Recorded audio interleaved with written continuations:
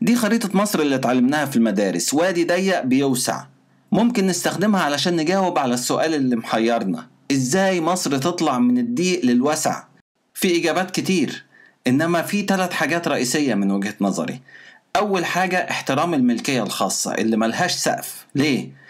علشان ده اللي بيدي حافز للناس الموهوبة في البيزنس انها توسع شغلها. لو شاطرة املاكها هتكبر، ولو خايبة هتفقد فلوسها. هتقولي الاملاك هتتركز في ايد ناس قليلة. ايه المشكلة؟ في الاقتصاد المعاصر مفيش حاجة اسمها حد يكنز فلوسه، قيمتها هتروح. اي شخص حريص على فلوسه وعايز ينميها محتاج يدور على كفاءات في مستويات مختلفة، من مديرين لمهندسين لمحاسبين لسواقين، وكل دول بيستفيدوا من الثروة اللي بيملكها صاحب العمل وبيفيدوا غيرهم. ده اللي بيشغل السوق، ودي حاجة كويسة جدا. تقدر تفكر في الموضوع كأنك حولت الثروة من تحكم سلطة مركزية لتحكم مجموعات كتير جوه البلد.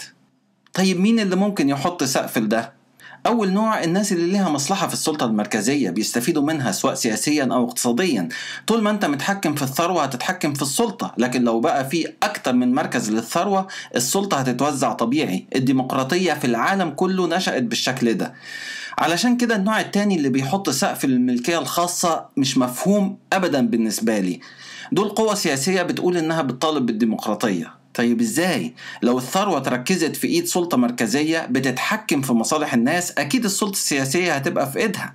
النوعين دول بيضيقوا المجال، بيضيقوا الممر، وبيعتبروا هو ده الممر الآمن اللي لازم مصر تمشي فيه. تاني حاجة مصر محتاجاها عقيدة اجتماعية منفتحة. ليه؟ علشان أي بلد تنجح محتاجة أنها تجذب ثروات، سواء ثروات بسيطة زي السياحة بتتراكم وتبقى ثروة كبيرة، أو ثروات كبيرة زي المستثمرين. بس كل دول مش هيجوا إلا المجتمع فيه أمان وترحيب بالأغراب. محتاجة كمان تنفتح على التنوع في أنواع الاقتصاد، طول ما هي بتحقق مصلحة وملهاش ضرر مادي ملموس، وتنفتح في علاقاتها الخارجية، لكن الأهم تكون منفتحة داخليا بين مختلف طوائفها وتوجهاتها ومواطنيها، علشان الإيدين ما تنشغلش في الخناق. مين بيقف ضد ده؟ ما تعدش. احنا عندنا ناس بتفرح بازدهار دول تاني بتعمل نفس اللي بقول لكم عليه بالظبط، لكن لو مصر عملته هوب بيكهربوا البلد ويكهربوا السور ويضيقوا الممر اكتر واكتر، ويقول لك هي دي منطقة الامان. الشبهات يا اخي، اتقي الشبهات. ويرفع شعارات وطنية وشعارات دينية كل غرضها انها تحجز مصر عن انها تعمل النافع ليها اقتصاديا. تالت حاجة مصر محتاجاها شعب متفهم للكلام ده، متفهم للحياة المعاصرة وقيمها، عايش في العصر الحالي، بيتعامل مع الآخرين بود، وكل واحد فينا يفهم انه كفيل نفسه اقتصاديا. علشان المعادلة تتظبط لازم على الأقل يكون كل واحد فينا بينتج اللي يكفيه ويكفي عياله. دي أقل حاجة، ده الحد الأدنى.